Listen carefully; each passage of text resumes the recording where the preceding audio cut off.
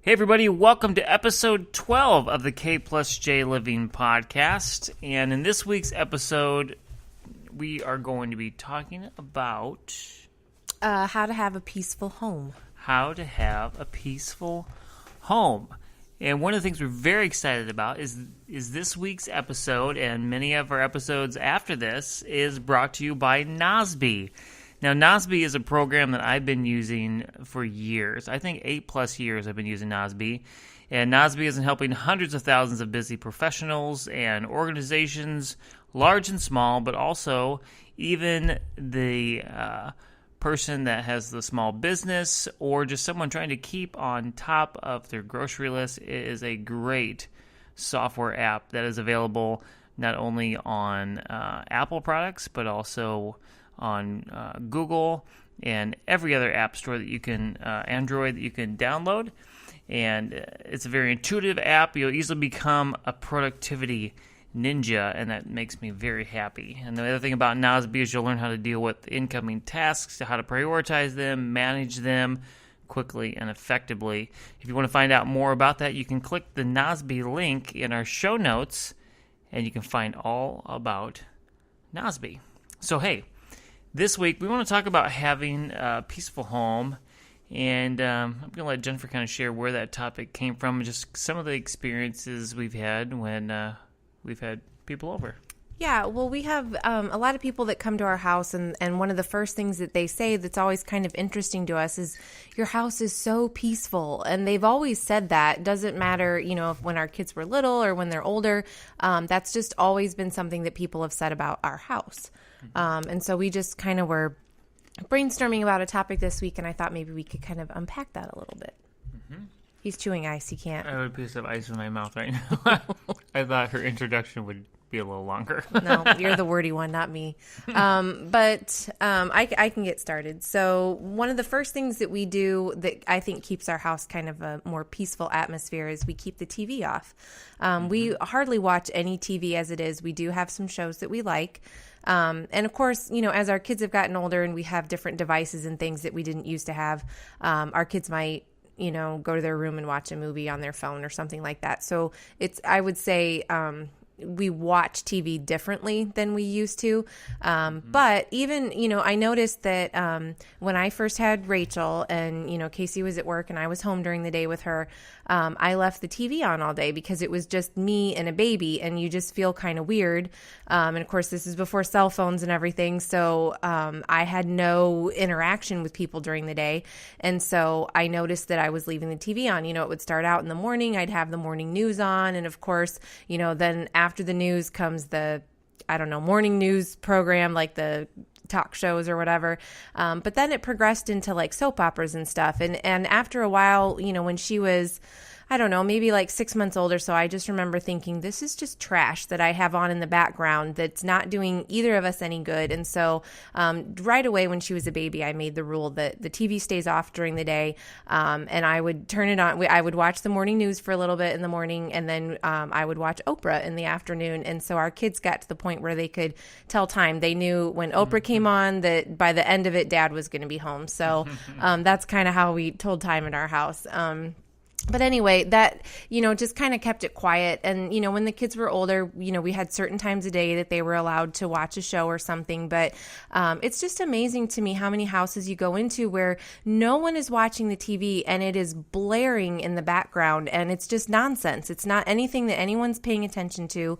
And it's just, it might be junk. It might be a cooking show. It might be sports, whatever. It's loud. And if you kind of think of the TV as people standing in your house, you would never want people to stand in the corner of your living room and shout at you all day about nonsense. I mean, you wouldn't put up with it. So I think of the TV as kind of like other people in your house, and I don't really want those people in my house all day long shouting at me.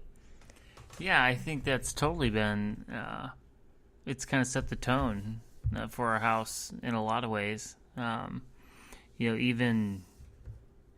used to watch the nightly news fairly regularly, but we don't even do that very much anymore.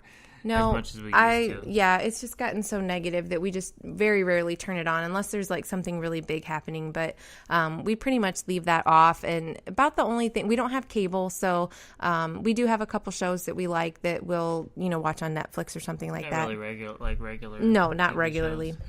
But I think the bigger thing, aside from it being the television being on, it's really that device, having it off, set the tone for the house, meaning that, not that we think there's anything wrong with watching TV or watching TV shows or however, but what it did is it created an environment in our home, and till this day creates this environment where I think, again, it's more peaceful, it leaves room for conversation. And not that there's not times where you come together and watch a show together, and that doesn't bring family together and stuff like that. But we're just bringing up an awareness of the things that have worked for us, that has given us, I think, some of the things about a peaceful home. One of the other things from when our kids were very little, even till last week, was this whole idea. Yesterday. Of the whole idea of inside voices versus outside voices. I'm sure you've heard this concept before. But with our kids, that we always talk with them about their inside voices, that there wasn't screaming and craziness. And I think kids can be kids without being loud and crazy and out of control. And again, it was just kind of teaching those boundaries that really created a peace in the house. And one of the things that I did early on with Rachel, I'm going to do it here over the podcast, is this sound right here. That snap, till this day, I can snap. I've never yelled really at our kids. Not that I've ever not raised my voice, but that snap from the time they were babies until today is the thing when it's kind of like a 10-hut type of thing of getting their attention. And if I'm on a business phone call or something, all I have to do is snap and they stop. They know what that means. And even as kids, little kids, that snap and then the reprimand, so to speak, of you need to have inside voices, they correlated those two, which definitely created a peaceful home. Yeah, they're still terrified of the snap. I mean, you could do it now and they would still be so scared. And nothing would happen to them after that. It was just an attention getter. And so, but yeah, just even yesterday, the kids were getting kind of squirrely. And so, we do use inside voices. Mm-hmm. What's our next one? Oh, dealing with strife. Strife.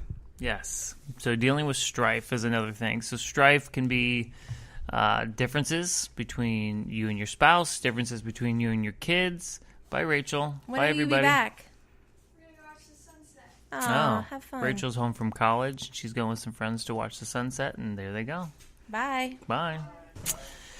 So, dealing with strife is a big one. I think we talked about this on another podcast of just not letting the sun go down your anger, but also one of the things I think a big part of having a peaceful home when it comes to being a parent is knowing that it's okay to apologize to your kids when you're wrong. That's one of the things that, by God's grace, we learned early on, and there's times when we're frustrated, we had a bad day, we're maybe fly off the handle. I have a tendency to be harder on my son Carter than I do Rachel and Ellie. And a lot of that's because Carter is a lot like my personality. So we butt heads a little bit more. So I find myself apologizing to Carter a lot more than the other two. But dealing with strife immediately and knowing that when there is an argument, our kids know that, like with Jennifer and I, if there's an argument or a disagreement, and we're not talking about screaming and yelling, but just when there's a heated discussion, that we work to talk through that and bring that to closure quickly, because we know that, and here's the thing, it's not having peace at any cost, because you can have a fake peace in your house, but have all this underlying turmoil and bitterness and anger and resentment, and you're just pretending so that it's this appearance of not having strife.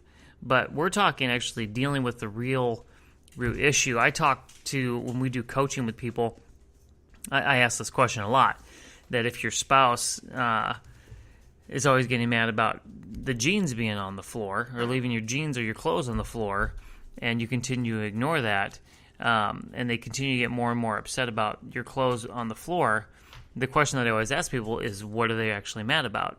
And most couples or people we're coaching or counseling will say, well, they're mad about the clothes. Well, it has nothing to do with the clothes, but it's everything to do with being disrespectful to their wishes or to what they desire for the house together. So it's a lack of respect. So that's what I mean. So you can have this undercurrent where you're not really communicating and it creates strife in the house. But when you're dealing with strife and you're actually talking to each other and you're lean or you're bent towards understanding, you're bent towards communication, you're bent towards understanding your spouse and really wanting open, honest, vulnerable, transparent, loving, grace-filled conversation in your home, that leads to a very peaceful home. And if you can hear it in the background, Nora is wanting some very transparent, grace-filled lap time. She lap would like time. to sit on our lap at the table every week. But by strife too, I mean the yelling and the raised voices and just that tension.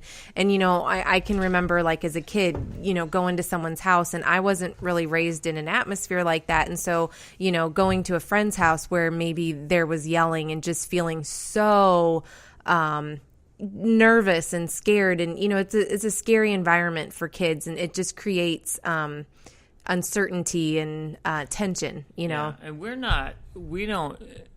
we've never been a couple to pretend in front of our kids and then go in our bedroom and have an argument. We've always been very comfortable having disagreements in front of each other, in front of our kids, because we wanted to model the transparent, vulnerable conversations to bring peace, but we haven't. But to show them how to work through that, and that isn't to say that we're discussing things that are not appropriate for kids to hear. Right. You of course, but if we're, I don't know, having an argument over dinner or something, or schedules, or it's good for kids to watch you work through that and to see how you were able to.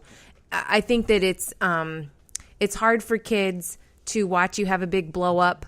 And then maybe you go to your bedroom, you work it out, and then you come out and everything's fine. And the kids have no idea how you got from point A to point B. And so I do think it's healthy for them to see some arguments or some disagreements and how you kind of work through that. Context as to what the argument was even about, without giving some context. I was saying without giving all the details. I would say, hey, that we are arguing about this, and this is why, and blah blah blah, and usually it's misunderstanding or lack of communication. But so dealing with strife, I think, is a big one.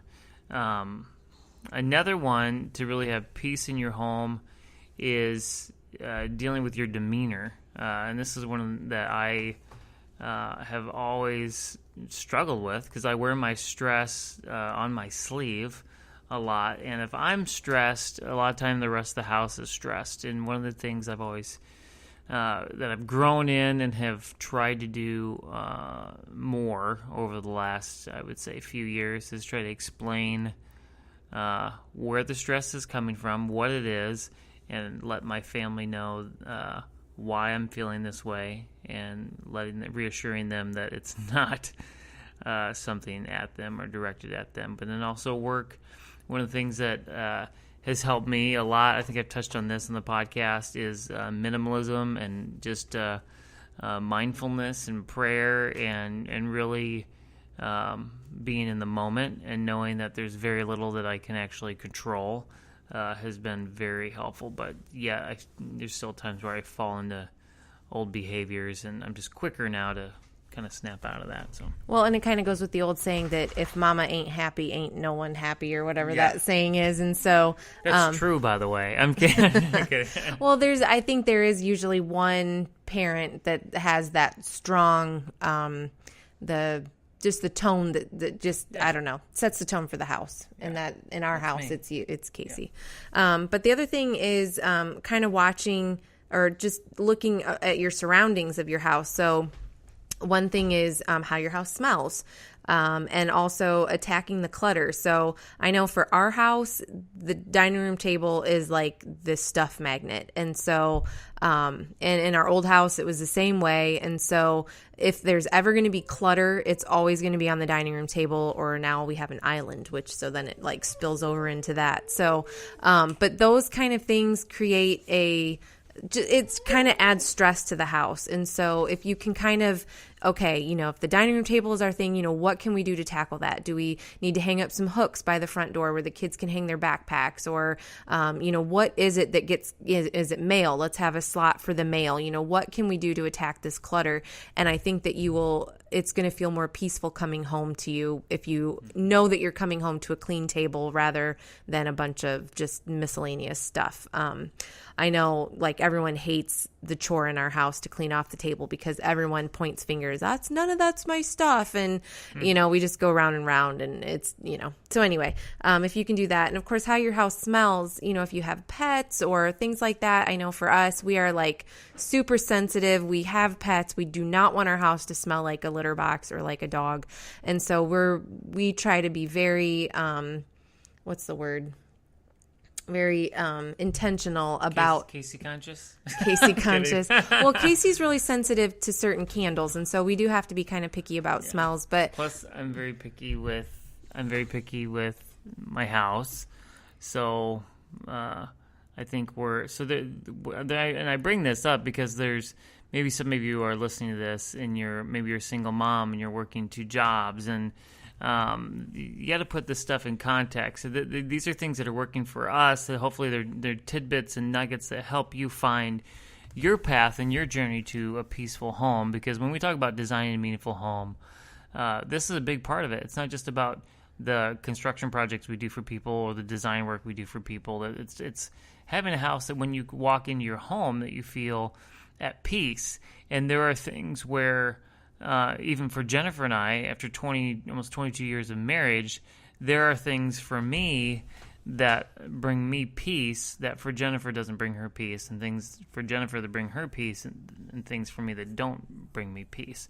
So we're not completely on the same page with what brings a peaceful home when it comes to cleanliness, that there's different things that I like cleaned a certain way, things that she likes cleaned a certain way. But what it is we find that balance together, and knowing that, like sometimes for me, to declutter is to have everything put away. And sometimes I can. It drives me crazy what's when. the thing that you always say?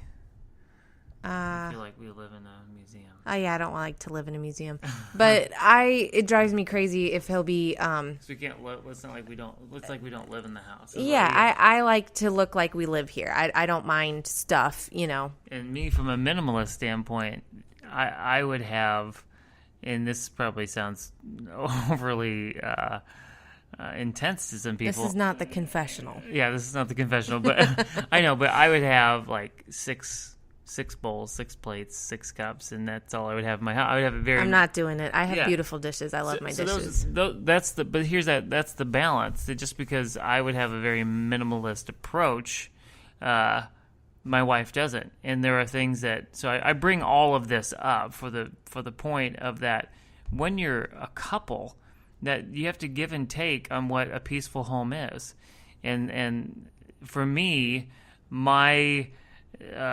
intensity needed to be throttled back. And when I throttled that back, I would say 7-8 years ago, I saw my wife throttle her stuff up the opposite way. And what we found is this great blend in our family. So there's this give and take that comes from, I think, having a peaceful home. It's not because what you think is a peaceful home may not be what your spouse thinks is a peaceful home. So it's a good talking point. I don't like it when I get a drink and then I turn around to take another drink and the drink's already been washed and thrown down the sink. It doesn't happen all the time. It does happen sometimes. I'm just saying. If I'm doing dishes and I don't that drives know, me crazy. Yeah. So there we go. A little peek into my insanity, but so yeah, those, like, for me when it comes to smells, I love fall candle smells. I like the hurricane candle. That's our favorite. Yes. Lava or hurricane? No, it's hurricane. Is it called hurricane? I'll find. We'll find the link and we'll put it. So, anyways, it's Anthropology. Yeah, it's a wonderful smelling candle. I Volcano. love that. Volcano. What did I say? You said hurricane. Oh, that's not right. I'm like, that's not right. Volcano. That's what it is. The smells just whirl around the house like a hurricane. It's a volcano. No, it's the hurricane is it Capri Blue, maybe? I don't know. Okay, I'll find out. Now you're making stuff up. I don't know. It is volcano. It's a volcano candle, and it's great. In the fall, I love the old cheap Glade apple cinnamon. It reminds me of the fall. I love the smells in my house. Right now, though, we have one going. What is this one? It's orange. I'll go look. Orange mango. No, orange honey. I don't know. We're checking right now. Yankee Candle, honey clementine, and it makes the whole house smell like fruit. It's yummy, and it's just but very a good fruit, not one of those gross over the top. Yeah, it sweet smells fruits. real. It's very relaxing, and we're sitting a little bit too close where we're recording our podcast. But yeah, what else would you add to that? That's it. I think that's a very good, peaceful house. So that's what works for us. We would love to hear what works for you. You can email us, contact@kjliving.company on what brings you a peaceful home. And here's another thought, that if you're struggling to have a peaceful home and maybe these things are a struggle for you, we do health, life, business, relationship, marriage coaching to help you design a meaningful home, better health, and more happiness, because the root of that is more happiness. We want you to experience that in your life. And again, you can email us. You can click the contact page at kjliving.company on our website, and we'd love to connect with you. So hopefully this helps you a little bit this week, and there we go. The end. The end. You can, one thing that helps us out a lot is if you hop on iTunes and you click on our podcast and it says rating and reviews, and you rate this podcast. It helps it go up in the ratings, which helps us get more awareness, and that more awareness helps us to reach more people and add more value and help them to design a meaningful home, better health, and more happiness. Also, I'd love to connect with you on social media, Facebook, Instagram, Snapchat, Twitter. We're on all of them, and it's a great way to talk to us there too. So have a great week, everybody. See ya.